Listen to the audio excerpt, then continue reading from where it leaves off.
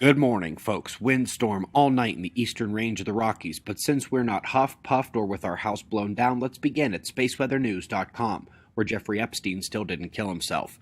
The last 24 hours on our star reveals the southern coronal hole system rotating through. The bright spot on the north is another umbral magnetic field zone without proper sunspots beneath it.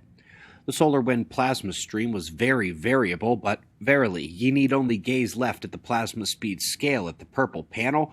400 kilometers per second is relatively calm for a stream despite the variability apparent here, geomagnetic conditions handling the modest stream. Still waiting for the international weather news to discuss something other than warming and heat and fire. Not that those don't matter, but here in the West we're getting good coverage of those fires and heat, and I'm not sure we're seeing any such coverage of what's happened to the Americas here nearly a full month before winter. 5 record-breaking cold and snow events already, and the flash floods hitting the southern portions of those systems are adding devastation to the frigid cold. It's not over yet, as another storm is approaching the coast where Oregon happened to take a quake overnight. That is the central low as well, charging eastward towards the Midwest and Appalachia. Eyes open. Also want to quickly note the Philippines while we're here at the wind maps. Typhoon on approach, likely to arrive tomorrow or Monday. So folks, we have the detection of a geomagnetic precursory signal before California earthquakes. Color me shocked. But just as important as their confirming something that we've been using for 3 years was their calling out tremendous cultural noise at the surface. Homes, cars, phones, grids, TV, radio, etc. And this has been my number one issue with ground-based sensors for quake prediction. The remote sensing from satellites not only gives you the same data, but it's unpolluted by the surface activity, and those satellites don't break when there actually is a quake or lightning near the detector. You want to predict earthquakes? Many already are. Up next, not sure I'll be volunteering for this one, but kudos to the advancement of science. In an attempt to further study the effects of cosmic rays on biology, they are developing a wild iron ion gun to blast little creatures in an attempt to learn more about our cosmic environmental interactions.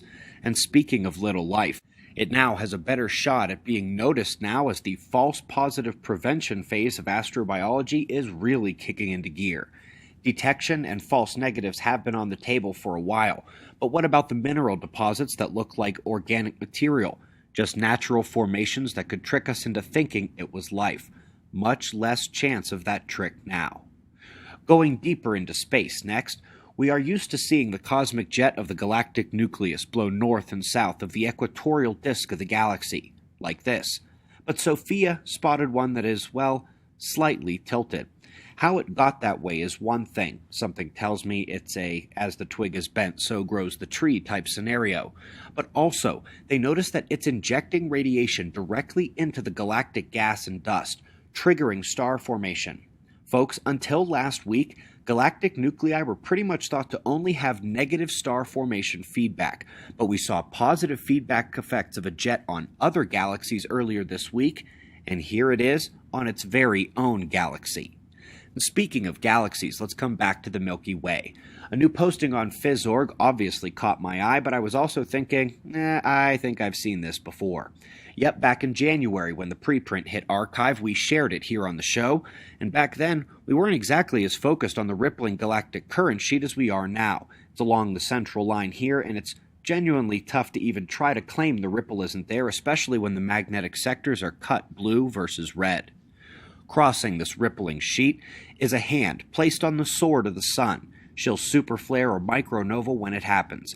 And I wanted to quickly drop a note about species survival and extinctions. It turns out the number one way to have your genus in the next age is to spread it across the world. The events touch everything, but some regions are hit much harder than others. And what a way to land on our top story. Further evidence of the Gothenburg magnetic reversal showing up in China. This was about 12 to 13,000 years ago. Folks, we had the Lake Mungo magnetic event 12 to 13,000 years before that, preceded by the Mono Lake one 12 to 13,000 years before that, and with the last champ, Vostok, Toba, and Antarctic events cycled back through that in geologic history. We are right on time here 12 to 13,000 years from the last one, Gothenburg. Earth's magnetic field is changing now like it hasn't in thousands of years. Learn much more at our website and channel homepage. Folks, we greatly appreciate your support. Last day on the SBS code at otf.cells.com to get our space learning books for kids. We also have some pretty cool looking hats, too. We've got wind map forecasts and shots of our star to close. We'll do this all again tomorrow, right here, but right now it's 4:20 a.m. in the new Valley of the Sun. Eyes open, no fear. Be safe, everyone.